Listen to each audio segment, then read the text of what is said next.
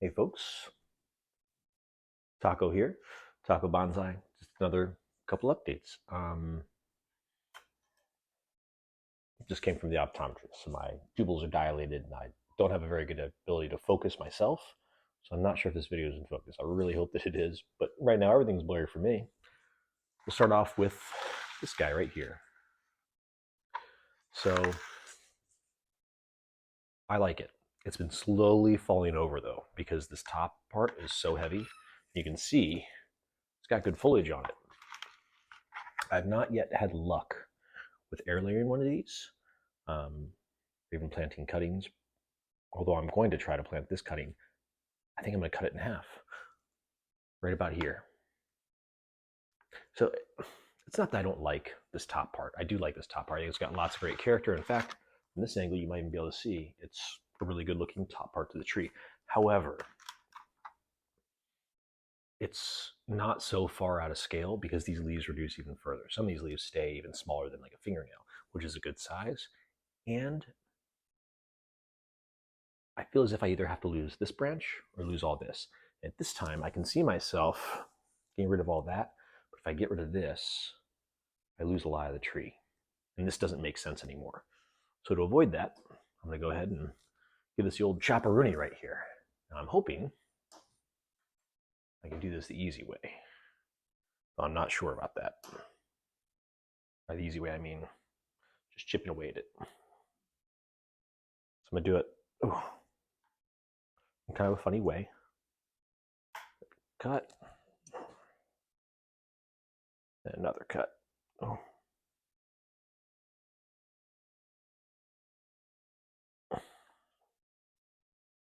I'm just going to work my way around the tree this way. It may seem very dull, but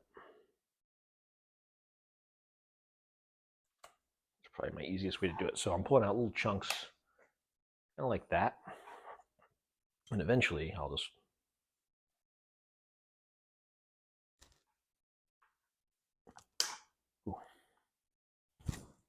another chunk, work my way through the tree. This may seem like a dull and painstaking way to do it, but my large trimmers are not with me at this house. They're up at the farm. So although this may not be the #1 preferred way to do this, we'll have to work for now. And I'm hoping through doing this way, I can plant this cutting. So you can see it's not a bad looking top, but this needs to have a little bit of relief. So I will clean up this cut. Let's get a little bit flatter. I kind of should, right?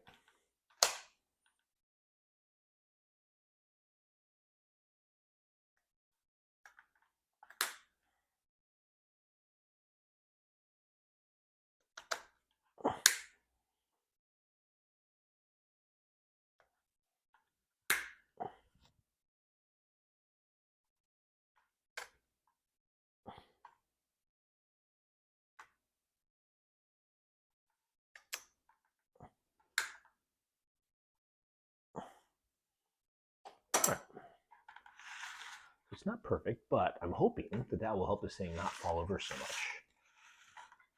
I think it puts it in a little better scale. I might end up losing this whole back part at some point, but for now, I'm gonna let all this grow and see what develops. It's my hope I can develop this as a much smaller tree than I was intending to originally. I will probably get more branches down low. This seems to like to grow suckers out all over the place. But this is, to me, a better scaled tree. And if I can get this to root, although it's a much more full tree, it'll be a really cool rooted cutting. So I hit that with some rooting compound and just tuck it in some soil just as it is. Hope for the best. So that's one done. That is my dinner plate Balfour Aralia. Sorry, I thought I named it before. I don't think I did. Much, much smaller tree, but all in steps towards final developed product.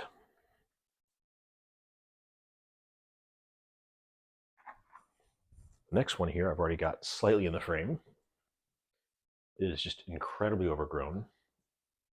This is my dwarf Barbados sweeping cherry.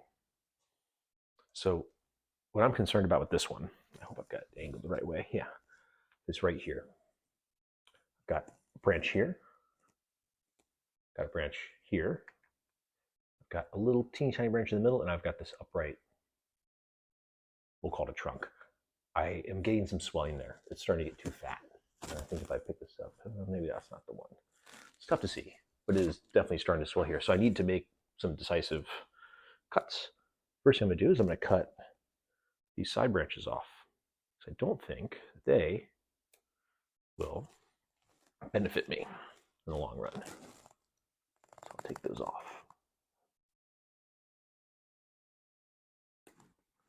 All right, now I've still got this little baby stem here that may be developing better. Then I've also got more divisions of more than one. Right here, I've also got some T branches, bar branches, however they're supposed to be called, and they're kind of doing what they're not supposed to do. I'm going to take off this longer one. So I do not want that to become too swollen there. Now, I'm not sure that I'm going to use this particular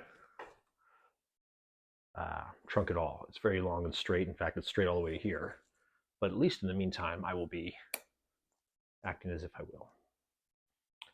It comes up from there and it does all sorts of things. Again, it's very, very overgrown. I got all this up here.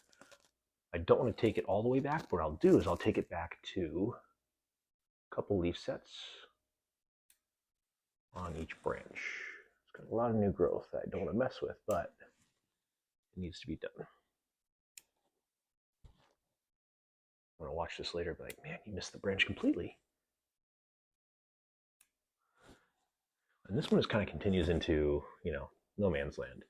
So I'm gonna take it off a little shorter to here, right? Yeah, it's right here. So now I've got what is a much, much smaller plant. Take the tips off these too, just to encourage that back budding. So maybe not terribly impressive, but branch there, old leaf there, old leaf there. And this is growing so quickly, I need to watch my old leaves. All right.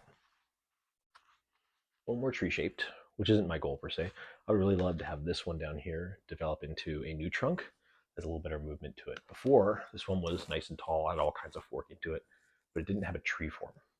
This is much closer to that tree form that I want, despite it not being finished result. I'm much happier with it. That's my dwarf Barbados sweeping cherry. It doesn't have the best root base. I think I stuffed a bunch of stuff in here to try to grow roots, the sphagnum moss, but at least now it's a little bit more under control and manageable. The more out of control things get, the harder it is to keep pests off. And this time of year, everything's inside, so pests come out of nowhere. So that's the dwarf Barbados sweeping cherry. That's two of my trees.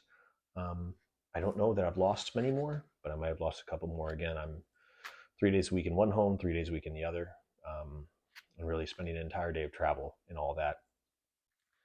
But this one at least has been doing good. I think I have a eucalyptus that's doing very well. Not the one I trimmed up before, a different one. I had to replace it because it dried up and died.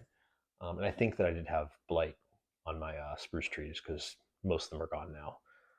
In fact, my favorite false cypress is gone. Not the hinoki, my favorite one from before, the king's gold. So lots of loss, but that happens anyways. Even if someone is around to take care of trees, things happen.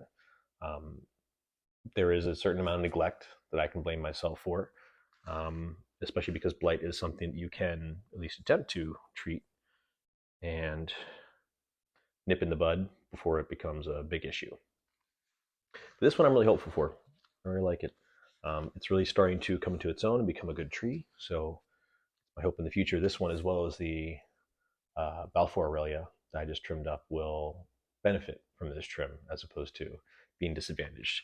I really need to make sure that this, and you can see it from there, that's a really wide junction.